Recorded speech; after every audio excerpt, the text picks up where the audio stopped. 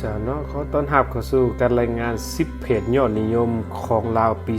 2017ผู้ฮู้ว่าจะได้เก็บเพจใดเดี๋ยวเรามาติดตามกันเลยสนับสนุนโดยซุนมีแบรนด์ช็อปขายเครื่องยี่ห้อทุกประเภทของแท้แน่นอนทิซ่าหอยยิ้มสดสื่อห้านกาแฟเลสเล็กคอฟฟี่และสายนางตำรับสมุนไพรหมื่นปีบ่มีเถาสนใจโทร 02096542424 อันดับที่10ได้แก่ Giro Computer หลายพอสมควรเนาะซึ่งมีผู้กดไลค์อยู่ 238,730 ไลค์เจ้าเพิ่นก็เป็นบริษัทหนึ่งที่เป็นยักษ์ใหญ่ทางสาย IT เนาะของประเทศลาวเฮาต่ออันดับที่9กันเลยอันดับที่9ได้แก่เพจประกาศซึ่งเพิ่นเป็นเพจหนึ่งที่ให้ข้อมูลข่าวสารต่างๆให้พวกเราได้ฮู้กันและเฮ็ดให้มีคนกดไลค์เนาะเพจเพิ่นอยู่ 255,000 ไลค์และอันดับที่8ได้แก่เพจหวยพัฒนาเนาะหรือว่าหวยดิจิทัลนั่นเองหลายๆคนก็คงสิฮู้ดีเนาะถ้าผู้ใดมักซื้อเลขนี่แหละคือทางเลือกแห่งการมีเงินใช้หลายในอนาคตถ้าถือได้แหละซึ่งเฮ็ดให้คนเนาะกดไลค์เพจนี้แม่น 313,580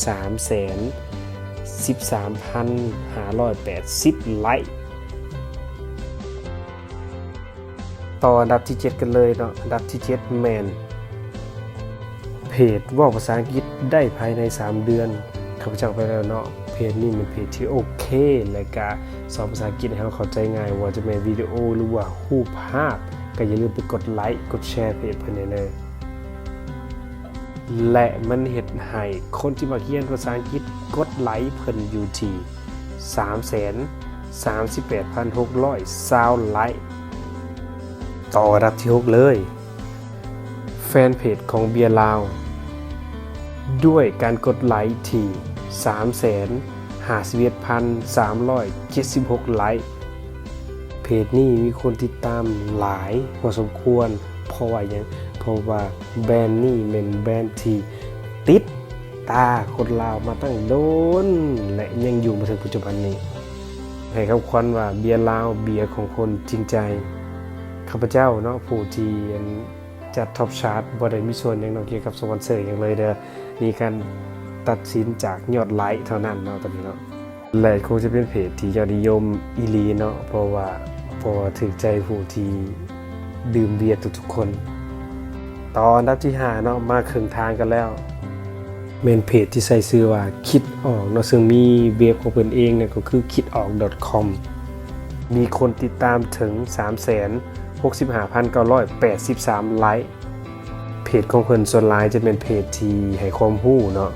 บ่ว่าจะเป็นเกี่ยวกับการลดน้ำหนักหรือว่าความสวยความงามเคล็ดลับดีๆเพื่อสุขภาพบ่ซั่นก็แชร์ความรู้เนาะลองเข้าไปเบิ่งอยู่ในเพจนี้คิดออกที่เป็นเพจที่น่าสนใจหลายและให้ความรู้หลายเนาะอันดับที่4ได้แก่เพจของสาวงามคนนี้แอนิต้าซึ่งเพจของเพิ่นมีคนกดไลค์ถึง 6,8,170 ไลค์รู้สึกว่าผู้ภาคนี่จะเวอร์เนาะกับผู้นี้เป็นแฟนเพลง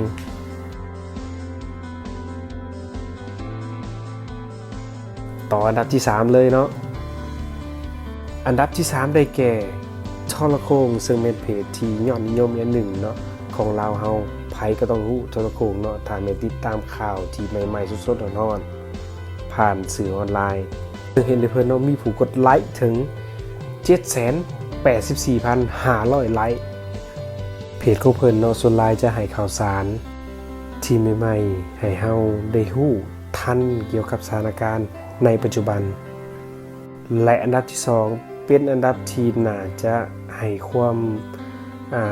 ตื่นเต้นนั่นก็คือเพจของคนหักหนังแอคชั่น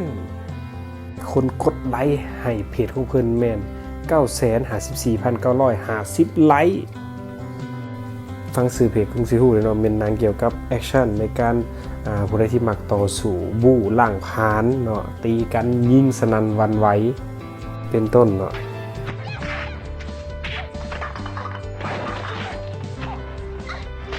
ท้ายเนาะอันดับที่1ได้แก่มันบ่มีเสียงโทษเด้ออาจจะบ่ตื่นเต้นปานใดYuna Studio ด้วยยอดไลค์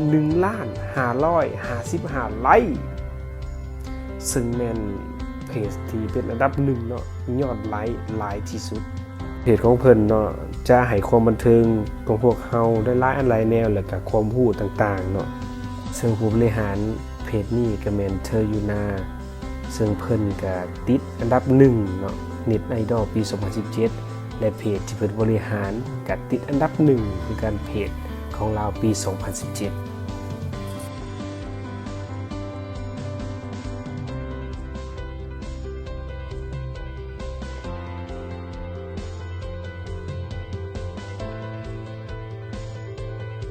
เดี๋ยวเราขอบใจทุกท่านที่ให้เกียรติรับชมรับฟังคลิปที่ทางยิมลาวเนาะนำข้อมูลมาจัดเรียงลำดับเพจยอดนิยมของลาวนอกจากนั้นก็ขอบใจผู้ที่ประกอบข้อมูลในการจัดท็อปของพวกเขาในครั้งนี้เนาะบ่ว่าจะแม่นตามเส้นทางอันยาวไกลสาวน้อยโตใหญ่สุริตากิ่งเพชรซิงเกอร์ขอบใจหลายๆและก็อย่าลืมเนาะทุกท่านอย่าลืมกดไลค์กดแชร์นอกเหนือจากนั้นเนาะถ้าบ่ได้เบิ่งใน YouTube อย่าลืมกด Subscribe และก็กดกระดิ่งในการติดตามเพื่อจะได้รับฟังรับชมคลิปใหม่ๆจากทีมยิมลาวของพวกเราขอบใจ